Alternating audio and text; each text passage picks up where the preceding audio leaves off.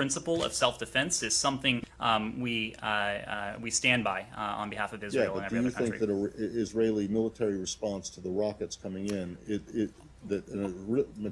a military response to the rockets coming in is covered by this broader rubric of self-defense, right?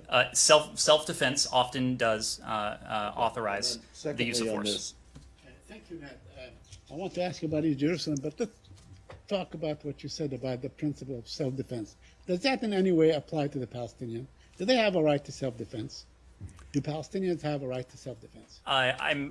In broadly speaking, Saeed, we believe in the concept of self-defense. We believe it applies to any state. I don't think that I certainly wouldn't want my words to be construed as. I understand. I want to ask you on Israel. I don't want to harp on this either, but the Israelis killed 13 people just now, including maybe 5 or 6 children. Do you condemn that? Do you condemn the killing of children?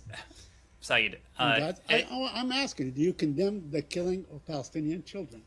Obviously, and these reports are just emerging, and I understand, I was just speaking to the team, I understand we don't have independent confirmation of facts on the ground yet, so I'm very hesitant to get into reports that are just emerging. Obviously, the deaths of civilians, be they Israeli or Palestinians, are something we would take very seriously. Okay.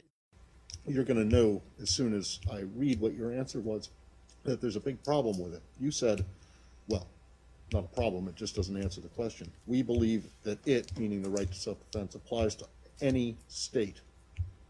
Well, you see the problem, right? Yes? Do you want to? Do you regard Palestine as a state? I wasn't referring. Do you think that? You don't in the context of the ICC and the UN. So are you saying that you do not? If it applies to any state, are you saying that Palestinians don't have a right to self-defense? I was making a broader point, not attached to Israel or the Palestinians in that case. So they do have a right to self-defense.